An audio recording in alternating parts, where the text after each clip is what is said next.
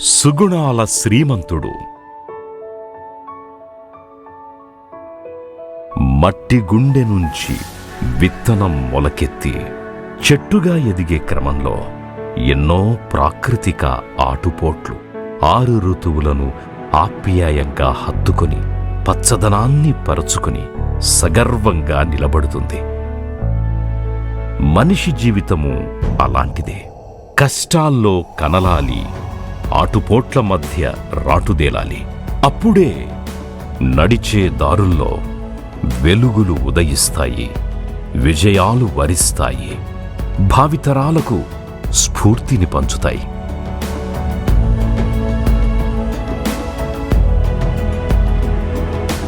తెలుగుతనానికి నిండైన రూపం, సమయ పాలనలో నిలువెత్తు శిఖరం, సంభాషణా చాతుర్యంలో మధ్యాహ్న మార్తాండు, ప్రత్యర్థులు సైతం గౌరవించే అజాత శత్రువు, అసాధ్యమన్నదే ఎరుగని సుసాధక ప్రజ్ఞానిధి, అభిమానించే వారికి ఆత్మీయ మానవతా ఖని, విజయాలకు నడకలు నేర్పిన ఆ నిత్య పథికుడు.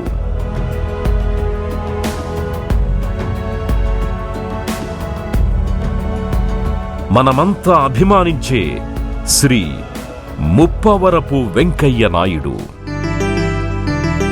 ప్రజలుంటే నేనంటూ, ప్రజలంటే నేనంటూ, ప్రజల కొరకు పుట్టిన ప్రజా మనిషిగా విద్యార్థి దశలోనే వేసారి బీజం. అది ఇప్పుడయ్యింది మహావృక్ష తేజం, మహావృక్ష తేజం. ముప్పవరపు వెంకయ్య నాయుడు గారు అభినందనలు, శుభ అభినందనలు, అభినందనలు, మీకు శుభాభినందనలు. చవటపాలెంలో ప్రభవించిన తేజం. ఆంధ్రప్రదేశ్ రాష్ట్రం నెల్లూరు జిల్లాలోని ఓ చిన్న గ్రామం చవటపాలెంలో 1949 జూలై 1వ తేదీన రంగయ్య నాయుడు, రమణమ్మ దంపతుల నోముల పంటగా వెంకయ్య నాయుడు జన్మించారు. మట్టిని గట్టిగా నమ్ముకున్న ఓ సంపన్న రైతు కుటుంబంలో పుట్టిన ఓ బిడ్డ కోట్లాది జనం గుండెల్లో కొలువయ్యే నాయకుడిగా ఎదిగి వెలుగుతాడని, వెలుగులు పంచుతాడని నాడు ఎవ్వరూ ఊహించి ఉండరు. కాలం వెంట పరుగులు తీసేవారు కొందరైతే, కాలంతో పాటు పరుగులు తీసేవారు మరికొందరు.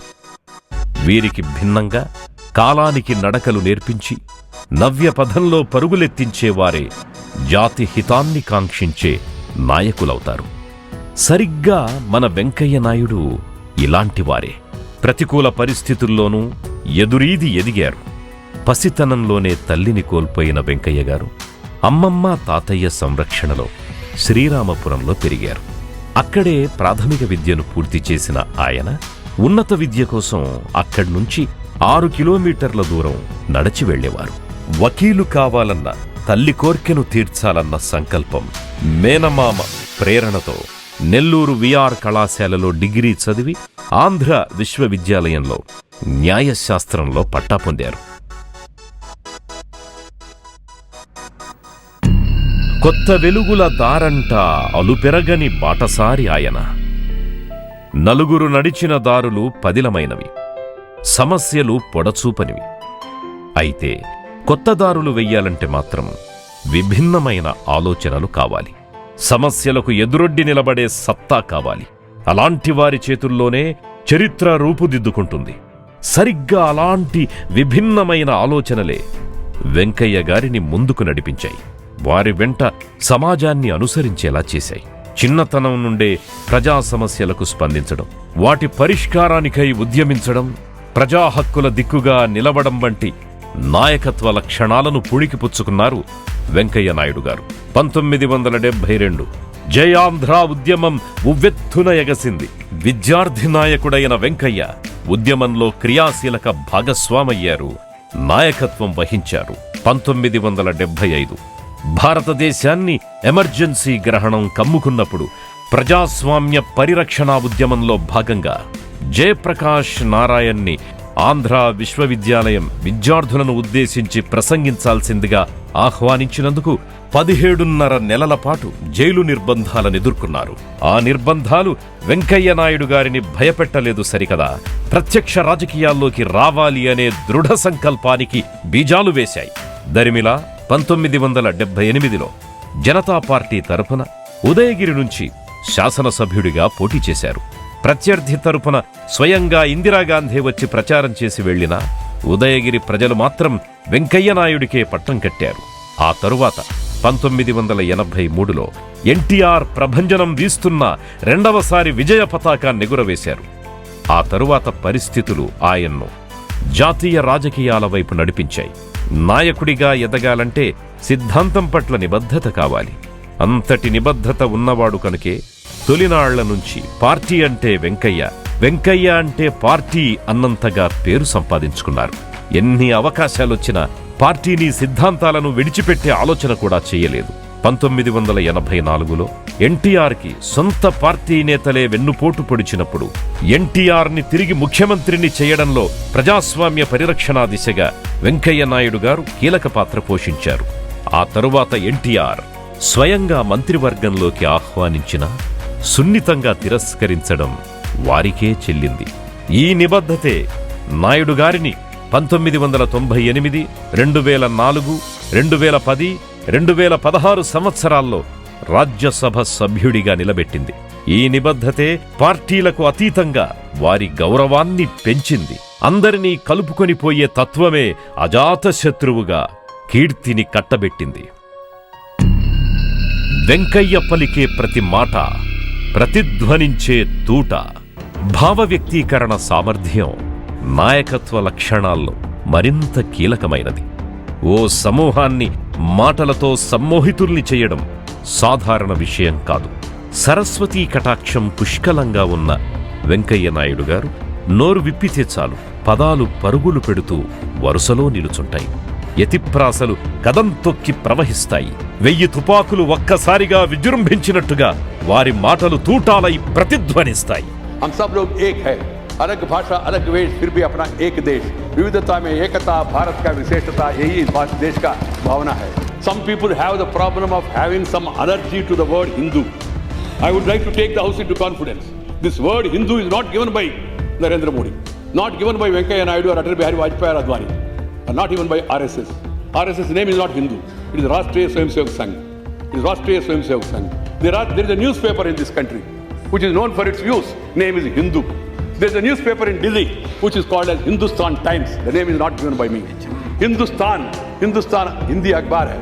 Hindustan aeronautics limited HAL company है. Hindustan machine tools HMT watch company है. हिंदुस्तान शिपयार्ड लिमिटेड विशाखापट्टनम में हिंदुस्तान शिपयार्ड लिमिटेड है. ये नाम सब कहाँ से आया?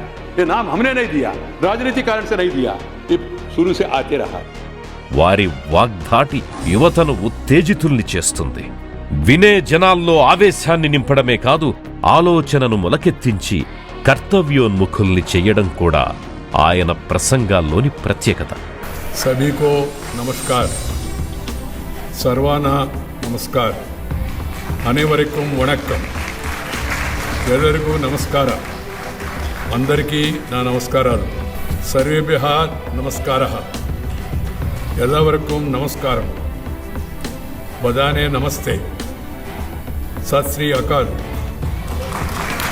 सब जन के प्रणाम, हो कुलवै नमस्कार, समस्तन को नमस्कार, शोभे को नमस्कार, सबको आदाब, तुमका नमस्कार. ओम नमक ऊ कुरुंजरी, అందరికీ నమస్కారం. ఎందరో మహానుభావులు. అనేక భాషల్లో అనర్గళంగా సాగే వెంకయ్య గారి వాగ్ధాటికి తెలుగువారే కాదు, ఉత్తరాది వారు సైతం మంత్రముగ్ధులవుతారు. చిత్తశుద్ధి, కార్యదీక్ష, నిబద్ధతలే నిచ్చెన మెట్లుగా పల్లె నుంచి ఢిల్లీ వరకు ఎదిగిన వెంకయ్య గారు పార్టీ సిద్ధాంతాలను త్రికరణ శుద్ధిగా నమ్మారు. అందుకే ఒక సామాన్య కార్యకర్తగా పార్టీ జెండాలను మోస్తూ వాజ్పేయి మీటింగు గురించి జట్కా బండిలో ప్రచారం చేసిన వెంకయ్య గారు వాజ్పేయి, అద్వానీల మధ్య కూర్చొని అధికార పార్టీ అధ్యక్షుడిగా అదే పార్టీని ముందుకు నడపగలిగారు. ఇది వారి దీక్షాదక్షతలకు నిదర్శనం. నిష్కామ కర్మ సిద్ధాంతాన్ని త్రికరణ శుద్ధిగా ఆచరిస్తోన్న వాస్తవవాదిగా అర్హతల్ని మనం సృష్టించుకుంటే అవకాశాలు వాటికవే తరలివస్తాయని ఆయనకు కొండంత విశ్వాసం. అందుకే ఆయన్ను ప్రతి పదవి ఏరికోరి వెతుక్కుంటూ వచ్చింది. కొందరికి పదవులే అలంకారమైతే వెంకయ్య నాయుడు లాంటి వారు మాత్రం ఆ పదవులకే వన్నె తీసుకొచ్చారు. విజయాలనే కాదు, వైఫల్యాలను సమదృష్టితో స్వీకరించేవాడే స్థితప్రజ్ఞుడు. నాయుడుగారిలో ఈ లక్షణం పుష్కలం.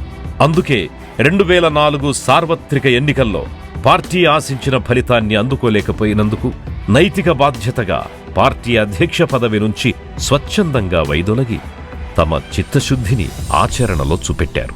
చాలామంది మాటల్లో మాత్రమే మిగిలే సిద్ధాంతాలను కార్యరూపంలో చూపిన కార్యదక్షుడు మన వెంకయ్య గారు.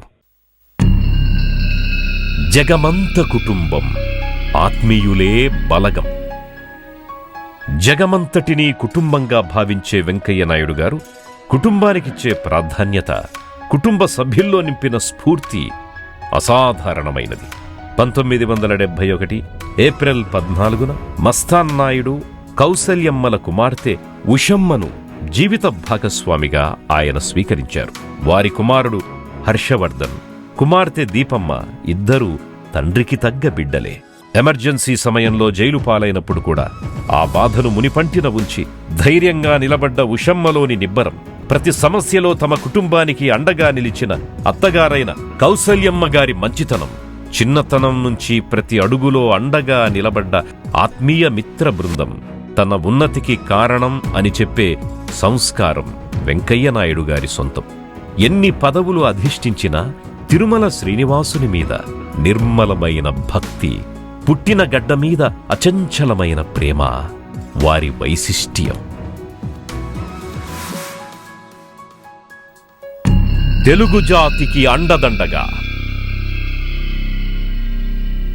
కష్టంలోనే మన వారి విలువేంటో తెలుస్తుంది. వెన్నుదన్నుగా నిలిచినప్పుడే నాయకుడు అనే పదానికి గౌరవం దక్కుతుంది.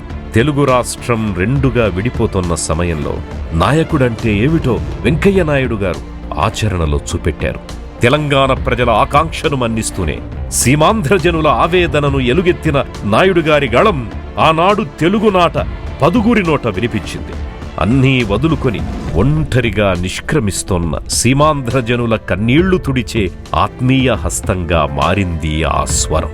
పలు ప్రాజెక్టులు, కేంద్ర ప్రభుత్వ సంస్థలు, జాతీయ విద్యా సంస్థలు, పరిశ్రమల మంజూరు దిశగా నాయుడు గారు చొరవ తీసుకున్నారు. నాయకుడంటే నమ్మకం, నాయకుడంటే భరోసా, నాయకుడంటే ఓదార్పు అని మాటలతో కాకుండా చేతలతో నిరూపించారు నాయుడు గారు. స్వర్ణ భారతి, సంక్షేమ హారతి. పేదరికం అక్షరానికి అవరోధం కాకూడదు. గ్రామీణ యువతరం నైపుణ్యాన్ని అందిపుచ్చుకోవాలి. మహిళలు సాధికారతతో సగర్వంగా తలెత్తుకు నిలబడాలి. అన్నదాతలు వినూత్న వ్యవసాయ విధానాలు తెలుసుకుని ఆర్థికంగా బలోపేతం కావాలి. వైద్య సౌకర్యాలు పొందగలగాలి. గాంధీజీ కలలుగన్న గ్రామ స్వరాజ్యం సాకారం కావాలి. ఇదే స్ఫూర్తితో 2001లో 10 మంది మిత్రుల సహకారంతో వెంకయ్య నాయుడు గారి మానసపుత్రికగా ఆయన కుమార్తె దీపా వెంకట్ పర్యవేక్షణలో నెల్లూరు జిల్లా వెంకటాచలంలో స్వర్ణ భారత్ ఆవిష్కృతమయ్యింది. స్వర్ణ భారత్ ట్రస్ట్ ప్రారంభోత్సవం పెద్దలు అద్వానీ గారి చేతుల మీదుగా జరిగింది. ఆ తరువాత రాష్ట్రపతి సహా పార్టీలకు అతీతంగా ఎంతోమంది ముఖ్యమంత్రులు, రాష్ట్ర మంత్రులు, కేంద్ర మంత్రులు స్వర్ణ భారత్ సేవల్ని స్వయంగా చూసి ప్రశంసించారు. వెంకయ్య నాయుడు గారు ఒక గొప్ప నాయకుడే కాదు, మహోన్నత మానవతావాది అని చెప్పడానికి స్వర్ణ భారత్ ఒక సజీవ ఉదాహరణ. 2016లో విజయవాడకు, 2017లో హైదరాబాదుకి ట్రస్టు సేవలు విస్తరించాయి. విశ్వవేదికపై భారతీయ సంస్కృతి విలువల్ని సగర్వంగా చాటిన స్వామి వివేకానంద, వెంకయ్య నాయుడు గారు ఎంతో అభిమానించే ఉక్కు మనిషి సర్దార్ వల్లభాయ్ పటేల్, స్వరాజ్యం కోసం పరితపించిన సుభాష్ చంద్రబోసుల జీవన స్ఫూర్తి స్వర్ణ భారత్ ప్రతిబింబిస్తుంది. స్వర్ణ భారతి ట్రస్ట్ నెలకొల్పి సేవలెన్నో చేస్తున్నా ముప్పవరపు వెంకయ్య నాయుడు గారు అభినందనలు, శుభ అభినందనలు. ఇంతింతై బ్రహ్మాండాంత సంవర్ధి అయి విద్యార్థి నాయకుడి స్థాయి నుంచి ఎమ్మెల్యేగా ప్రారంభమైన ఆయన జీవన ప్రస్థానంలో ఎన్నో మైలురాళ్లు. ఐక్యరాజ్య సమితి ఆధ్వర్యంలో నడిచే శాంతి విశ్వవిద్యాలయం నుంచి గౌరవ డాక్టరేటు పొందడం వంటివి భారతీయులకే కాదు, ప్రవాస భారతీయులకు గర్వకారణంగా నిలిచాయి. వెంకయ్య నాయుడు గారి రాజకీయ ప్రస్థానంలో 1000 కాంతులతో వెలిగే మైలురాళ్లను పరికిస్తే 1970 నెల్లూరు విఆర్ కాలేజ్ విద్యార్థి సంఘ ఉపాధ్యక్షులు, 1971 నెల్లూరు విఆర్ కాలేజ్ విద్యార్థి సంఘం అధ్యక్షుడు, 1973-74 ఆంధ్రప్రదేశ్ విశ్వవిద్యాలయం విద్యార్థి సంఘం అధ్యక్షులు, 1974 లోక్నాయక్ జయప్రకాష్ నారాయణ్ యువజన సంఘర్ష సమితి ఆంధ్రప్రదేశ్ కన్వీనర్, 1977-80 జనతా పార్టీ యువమోర్చా అధ్యక్షులు, 1978-83 నెల్లూరు జిల్లా ఉదయగిరి ఎమ్మెల్యేగా తొలిసారి ఎన్నిక, 1983-85 ఉదయగిరి నియోజకవర్గం నుంచి రెండవసారి ఎమ్మెల్యేగా ఎన్నిక, 1980-83 భారతీయ జనతా పార్టీ అఖిల భారత యువ విభాగం ఉపాధ్యక్షుడు, 1980-85 భారతీయ జనతా పార్టీ శాసనసభాపక్ష నేత, 1985-88 భారతీయ జనతా పార్టీ ఆంధ్రప్రదేశ్ రాష్ట్ర ప్రధాన కార్యదర్శి, 1988-93 భారతీయ జనతా పార్టీ రాష్ట్ర అధ్యక్షుడు, 1993-2000 భారతీయ జనతా పార్టీ జాతీయ ప్రధాన కార్యదర్శి, 1998 ఏప్రిల్ కర్ణాటక రాష్ట్రం నుంచి రాజ్యసభ సభ్యులు మొదటి పర్యాయం, 2000 సెప్టెంబర్, 2002 జూన్ కేంద్ర గ్రామీణాభివృద్ధి శాఖ మంత్రి, 2002 July, 2003 December Bharatiya Janata party జాతీయ అధ్యక్షులు మొదటిసారి, 2004 జనవరి, 2004 అక్టోబర్ భారతీయ జనతా పార్టీ జాతీయ అధ్యక్షులు రెండవసారి, 2004 జూలై కర్ణాటక రాష్ట్రం నుంచి రాజ్యసభ సభ్యులు రెండో పర్యాయం, 2010 జూలై కర్ణాటక రాష్ట్రం నుంచి రాజ్యసభ సభ్యులు మూడో పర్యాయం, మే 2014 జూలై 2017 కేంద్ర మంత్రిగా అత్యంత కీలకమైన పట్టణాభివృద్ధి, గృహ నిర్మాణం, పట్టణ పేదరిక నిర్మూలన, పార్లమెంటరీ వ్యవహారాలు, సమాచార ప్రసార మంత్రిత్వ శాఖల నిర్వహణ. జూలై 2016 రాజస్థాన్ రాష్ట్రం నుంచి రాజ్యసభ సభ్యులు 4వ పర్యాయం, 2017 నుంచి 2022 వరకు భారతదేశ ఉపరాష్ట్రపతిగా రాజ్యాంగబద్ధమైన బాధ్యతలు నిర్వహించారు. అసామాన్యుడు, అనితర సాధ్యుడు. ఓ సాధారణ రైతు బిడ్డ విద్యార్థి నాయకుడిగా, శాసనసభ్యుడిగా, అధికార పార్టీకి అఖిల భారత అధ్యక్షుడిగా, కేంద్ర మంత్రిగా, భారతదేశ ఉపరాష్ట్రపతిగా ఎదిగిన ప్రస్థానం ఆద్యంతం ఆసక్తికరం. ప్రతి వ్యక్తి ఏ స్థాయికి వచ్చినా, ఎంత ఎదిగినా 5 విషయాలు మాత్రం ఎప్పుడు మర్చిపోకూడదని నేను చెప్తుంటాను. మాతృమూర్తి, నీకు జన్మనిచ్చిన అమ్మను, మాతృభాష, జన్మభూమి, అలాగే మాతృదేశం, వీటితో పాటు మనకు చదువు చెప్పిన గురువు, ఈ 5 ఎప్పుడు మర్చిపోకూడదు. ఇదంతా రాత్రికి రాత్రే సాధ్యమయ్యింది కాదు. ఎన్నో ఏళ్ల కఠోర శ్రమ, నిబద్ధత, కార్యదీక్ష దాగి ఉన్నాయి. అన్నింటికీ మించి ప్రజల ఆకాంక్షలేమిటో ఆయన గ్రహించారు. వాటి కోసం అహరహం శ్రమించారు. గ్రామీణాభివృద్ధి శాఖ మంత్రిగా ప్రధానమంత్రి గ్రామీణ్ సడక్ యోజన, పల్లె పల్లెకి పక్కా రోడ్లు, పట్టణాభివృద్ధి శాఖ మంత్రిగా అమృత్ స్మార్ట్ సిటీ వంటి కార్యక్రమాల రూపకల్పన వెనుక వారి కృషి దాగి ఉంది. జీఎస్టీ వంటి బిల్లుల విషయంలో కేంద్ర మంత్రిగా విపక్షాలతో చర్చలు జరిపి ఏకాభిప్రాయం తీసుకురావటంలో వెంకయ్య గారు తీసుకున్న చొరవ మరింత ప్రత్యేకమైనది. రాజసంఘ రాజ్యసభ. వెంకయ్య నాయుడు గారు ఉపరాష్ట్రపతి పదవి చేపట్టిన నాటి నుంచి రాజ్యసభ కొత్త కళ సంతరించుకుంది. సభా మర్యాదలు, సభా గౌరవం, సభ్యుల క్రమశిక్షణ అన్నీ శుభలక్షణాలతో కళకళలాడింది. రాజ్యసభకు ఎలాంటి ఆటంకాలు కలగకుండా వెంకయ్య నాయుడు గారు వీక్షించేవారు, సమీక్షించేవారు. సభ సజావుగా సాగాలని ఆయన discuss, debate, decide, do not disturb అనే నినాదంతో ముందుకు సాగారు. ఉపరాష్ట్రపతి మాటలకు సభ్యులు గౌరవమిచ్చేవారు. వెంకయ్య నాయుడు గారు ఎట్టి పరిస్థితుల్లోనూ సభలో డిగ్నిటీ, డెకోరం, డీసెన్సీ ఉండేలా జాగ్రత్త పడేవారు. చారిత్రాత్మక బిల్లులు. వెంకయ్య నాయుడు గారు ఉపరాష్ట్రపతిగా ఉన్నప్పుడే రాజ్యసభలో అనేక చారిత్రక బిల్లులు చర్చకొచ్చాయి. ఆర్టికల్ 370 రద్దు, కశ్మీర్కి స్వతంత్ర ప్రతిపత్తి రద్దు, ట్రిపుల్ తలాకు రద్దు వంటి కీలక బిల్లులు ఆమోదం పొందేలా సభను సమర్థంగా నిర్వహించారు. అలాగే సభలో ప్రతి సభ్యుడు తమ మాతృభాషలో ప్రసంగించేలా ప్రోత్సహించారు. తెలుగు భాష ఈ రోజుకి ఒక గొప్ప క్లాసికల్ భాషలా నిలబడిందంటే దానిలో ఖచ్చితంగా శ్రీకృష్ణదేవరాయలు గారి స్వయంగా చేసినటువంటి కృషి ఎంతో ఔన్నత్యమైనది. ఫలితంగా సభ్యులు ప్రజా సమస్యలపై అనర్గళంగా మాట్లాడే వీలు కలిగింది. తదనంతరం లోక్సభలోనూ ఈ ట్రెండ్ కొనసాగింది. వెంకయ్య నాయుడు గారి హయాంలో రాజ్యసభ ఎక్కువ గంటలు కొనసాగింది. 5 ఏళ్ల వ్యవధిలో తమ సామర్థ్యం, పనితీరుతో ఓ ప్రత్యేక ముద్రను రాజ్యసభలో ప్రదర్శించగలిగారు. ఉపరాష్ట్రపతిగా ప్రోటోకాల్ సడలించి దేశమంతా విస్తృతంగా పర్యటించి ప్రజలతో మమేకమై ప్రజా ఉపరాష్ట్రపతి, పీపుల్స్ వైస్ ప్రెసిడెంట్గా పేరుగాంచారు. సంస్కృతికి నిలువెత్తు రూపం. శ్రీ వెంకయ్య నాయుడు గారికి భారతీయ సంస్కృతి అంటే ప్రాణం. మాతృభాషలో మాట్లాడాలన్నా, పంచకట్టుతో కనిపించాలన్నా చాలా ఇష్టం. తెలుగులో మాట్లాడితేనే గౌరవం ఉంటుంది, తెలుగులో మాట్లాడితేనే మనకు గుర్తింపు వస్తుంది. అమ్మ ఒడిలో, చదువుల బడిలో, బ్రతుకు మడిలో, సంస్కారపు గుడిలో, గుండె తడిలో తెలుగు నుడి మన పలుకుల సడి. దేశ విదేశాలలో పర్యటించిన పంచకట్టుతోనే కనిపించేవారు. ఉపరాష్ట్రపతి అయ్యాక డ్రెస్ మారుతుందా అని కొందరడిగితే, no change in my dress, change only in my address అంటూ చమత్కరిస్తూ తమ అభిమతాన్ని సగర్వంగా చాటి చెప్పారు. ఉపరాష్ట్రపతిగా వెంకయ్య నాయుడు గారు ప్రపంచవ్యాప్తంగా పర్యటించారు. ప్రపంచ వేదికలపై ప్రసంగించారు.